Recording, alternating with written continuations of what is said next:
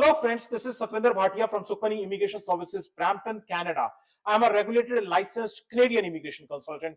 Today, I'll be talking about a very important topic, which is Ontario skill trade.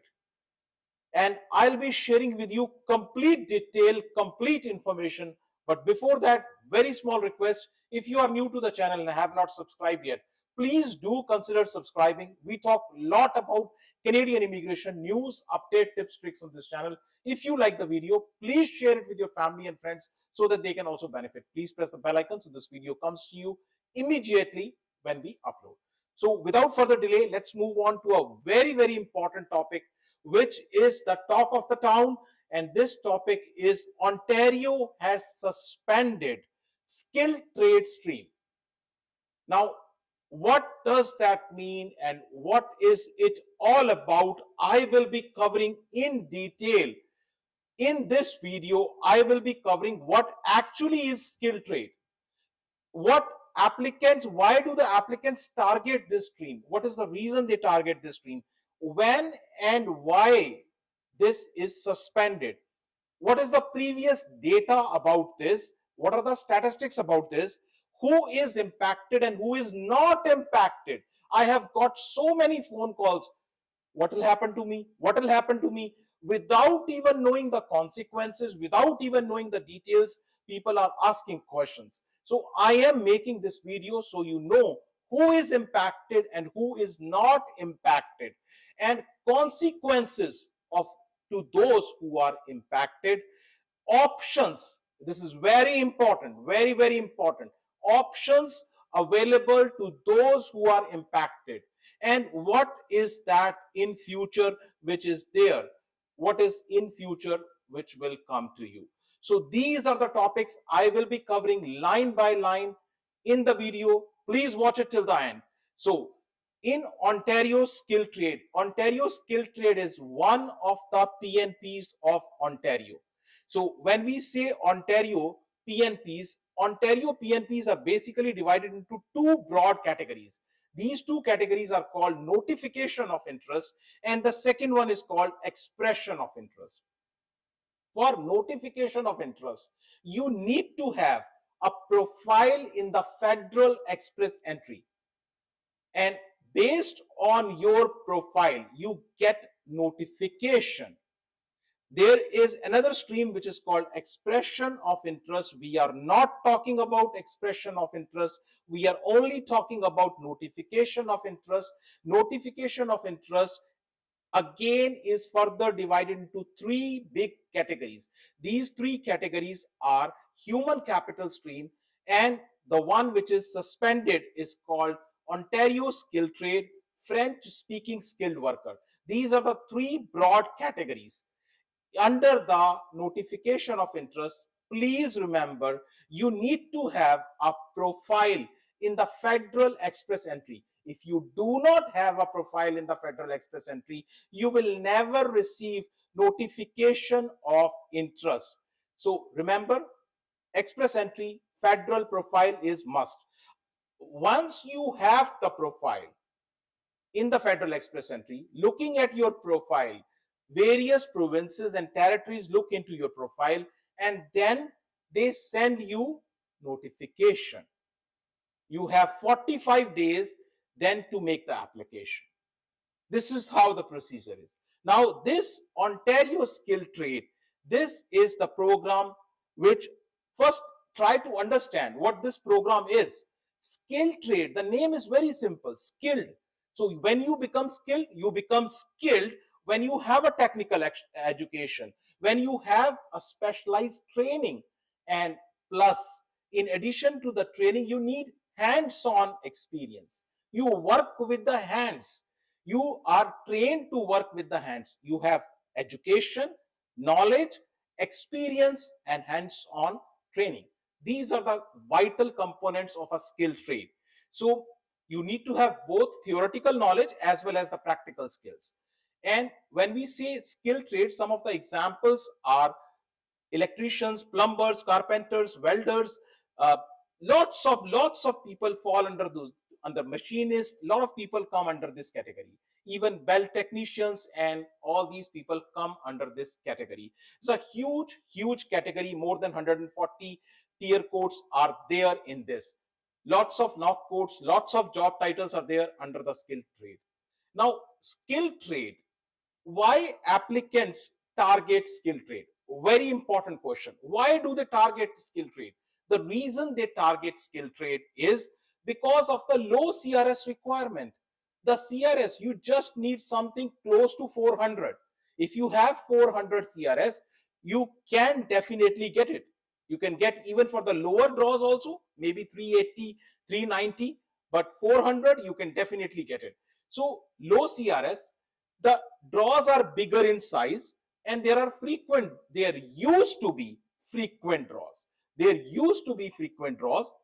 I'm putting the word used to be. And you don't need any employers. You don't need any sponsorship from employers. You have a very high chances of getting a nomination, provided you reach to that cutoff CRS, and the higher chances of, very high chances of getting a PR. So looking at the positives, many people, plus a lot of people from South Asian community, lot of people from South Asian community are experts in doing a lot of skilled trade, electrician, plumber, and those kind of work. So a lot of people from the South Asian community are there in this category. Now, that's the reason why applicant target this. Now, here is the most important thing. This program is suspended.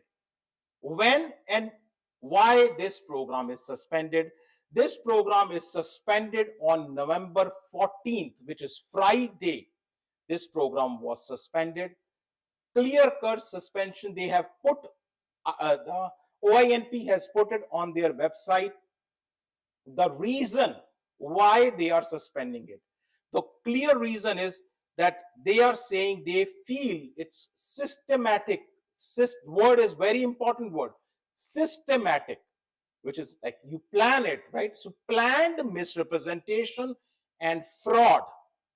So fraud and planned misrepresentation is the reason behind it, which is making this program vulnerable, and suspended receiving any applications will return the current applications which are there with the OINP.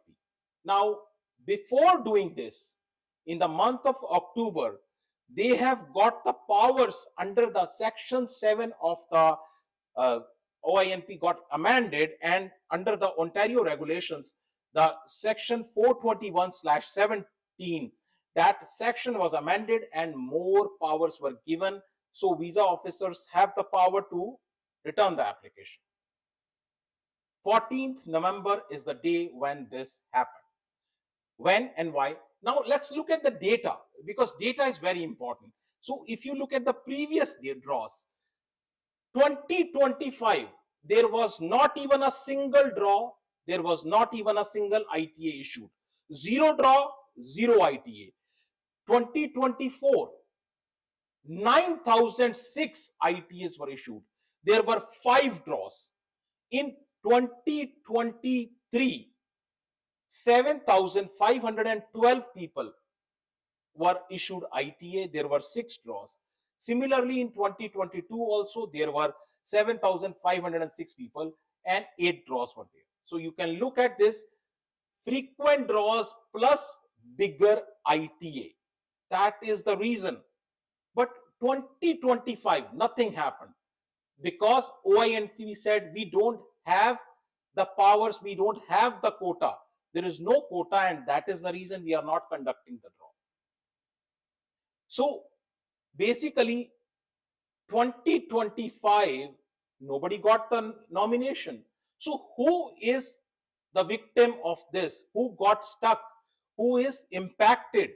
Now, who is impacted? That's a very important question. Who is impacted? The pending applicants. Pending applicant, who are the pending applicants? Nobody is telling you this, right? The pending applicants are, they are the pending applicants who are getting impacted. Plus, the new applicants also are impacted, because 2025 people were hoping, okay, it's coming, it will come, it will come, it will come. They keep working in the skill trades. Okay, 2026 it will come. So they spent. Remember, a PGWP holder gets only 3 years. So they may have spent 1.5 years. They may have spent 2 years already. So new applicants as well as pending applicants, both are impacted. But major impact is to the pending applicants because they are already into the system. They already spent their time. Most of them are already end of their work permit or work permit already finished. So they are already into trouble. Pending applicants, who are the pending applicants? Let's see those. So pending applicants 2024 and 2023.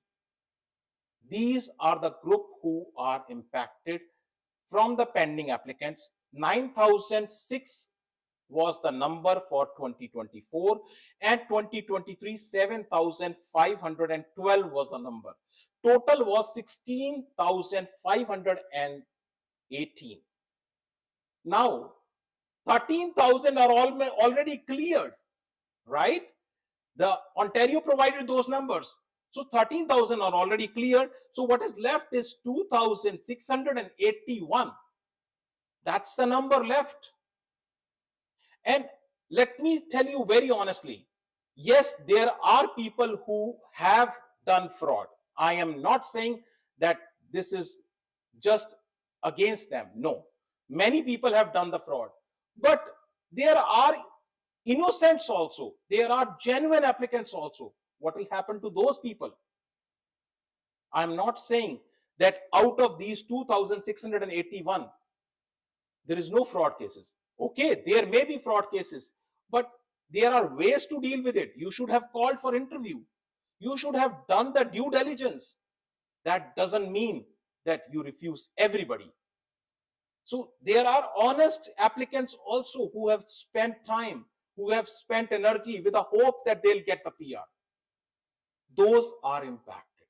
Those are the people who are impacted. Now, let's look at those who are not impacted. And I got so many phone calls, so many emails, messages. I'm just tired answering emails, phone calls. Who is not impacted? If you have already received nomination, you are not impacted. You got the nomination certificate, you are not impacted. You are done. You have to attach that nomination certificate to the PNP in your express entry, and under the PNP you will get the draw. So already received nomination certificate, you are not impacted. You are in any other stream of OINP, you are not impacted. You are in the federal trade category, you are not impacted. You are in any other federal stream, maybe nanny, caregiver, RCIP or any other thing, you are not impacted. And into any other provincial stream, any other PNP, you are not impacted. So only those who are in the skilled trade are impacted, who have received a notification and then filed the application but have not received the nomination. Those are the people who are most impacted. Now, consequences are pretty much simple, right? Application will return, the fee will return, no new application will happen.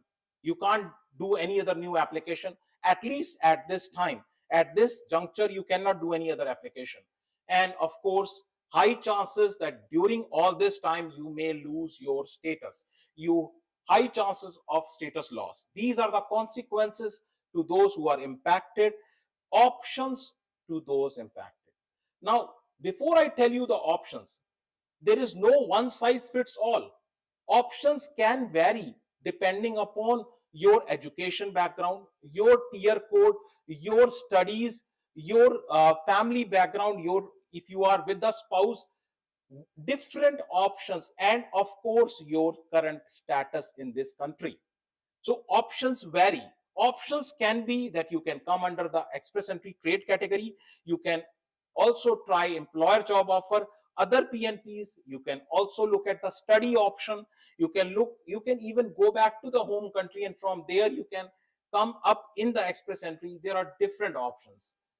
There is no one size fits all. Depending upon your case, your situation, your current status, I can answer that.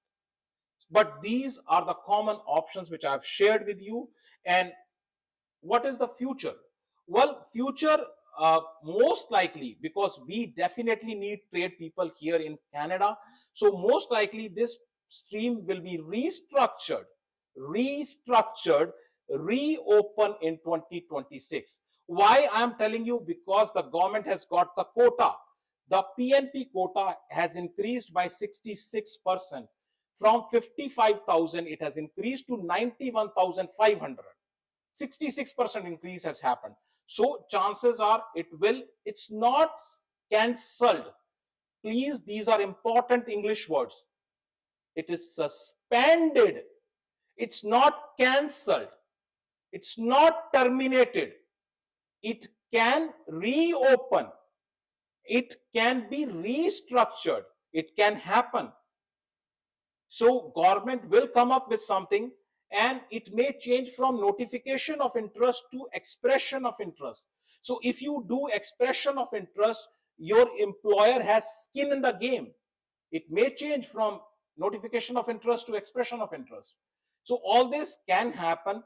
And in the meanwhile, if you need to discuss your own case, your own situation, you need to know what is right, what is wrong for you, what are the options. You can very well book an appointment. Appointment you can do over the phone, or you can do on the Zoom call. And if you are right here in GTA and wish to come to my office address, email ID, phone number, everything is provided right here to you. Very important. If you have still not subscribed to the channel, please do consider subscribing. Thank you very much for watching the video. Thanks.